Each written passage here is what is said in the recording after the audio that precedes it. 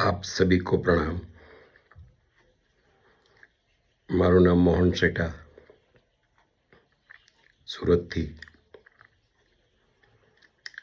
मित्रों, अपने सौ एक या बीज रीते बीमार तो छीए। बीमारी आवવાનું કારણ આપણે પોતે જ છીએ।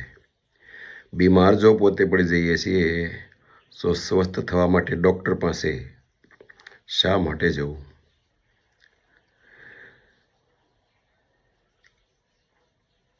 શું દવા વિના સ્વસ્થ રહેવું સંભવ નથી? છે। જે વ્યક્તિ ધારે તો દવા વિના જીવન સ્વસ્થ જીવી શકે છે, પણ આજનો વ્યસ્ત માનવી પહેલાં તો ફાવે તેમ જીવન જીવે છે અને અપેક્ષા રાખે સ્વાસ્થ્યની। પછી જ્યારે રોગ અણધારો હુમલો કરે છે ત્યારે તેમના માથા પર ચિંતાના વાદળો દોડવા લાગે છે। રોગના મૂળમાં માનસિક તણાવ અને ચિંતા ભર્યા જીવનનો મૂળ હાથ હોય છે। આહાર, વિહાર, નિહાર અને આચાર વિષયમાં સહયોગી પણ બને છે અને શત્રુ પણ બને છે। જો નિયમિત લેવામાં આવે તો સહયોગી બને અને અનિયમિત લેવામાં આવે તો શત્રુ બને છે। પરંતુ આપણે તો રોગ આવે તે પહેલાં નિરોગી રહેવાનું રાજ મેળવી લેવું છે। સ્વયં ભીતરની અંદર આહાર વિહારને નિયંત્રણમાં લઈ અને આપણે તંદુરસ્ત, નિરોગી અને રોગમુક્ત શરીર બનાવવું છે। પોસિબલ છે।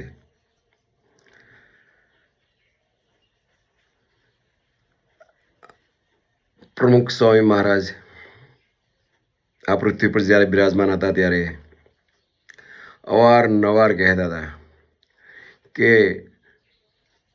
માનવ શરીર તો રોગનું ઘર છે। રોગ તો આવવાના।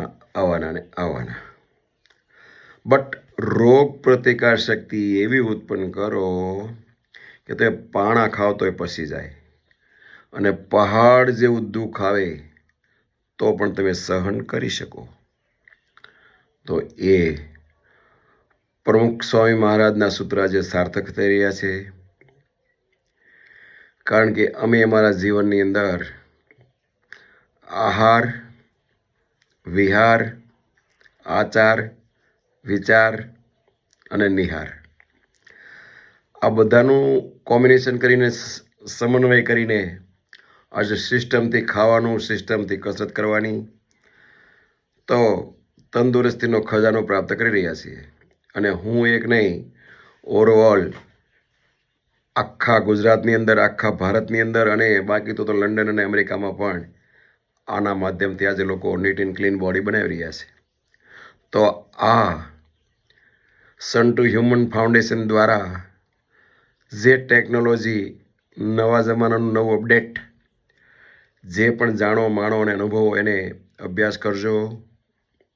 યુટ્યુબમાં દિવ્ય જીવન બાય મોહનભાઈ એ તમે જોઈ શકો છો, કારણ કે અમને અમારી ચેનલનો ઈગો અહમ નથી, પણ લોકોને પ્રેરણા મળે અને વિધાઉટ મેડિસિન જીવન જીવી શકે, 1 રૂપિયાની દવા ખાવી ન પડે, આટલા સુંદર જીવન જીવવાની ટ્રેનિંગ જ્યારે મળે એ અમારો હેતુ છે।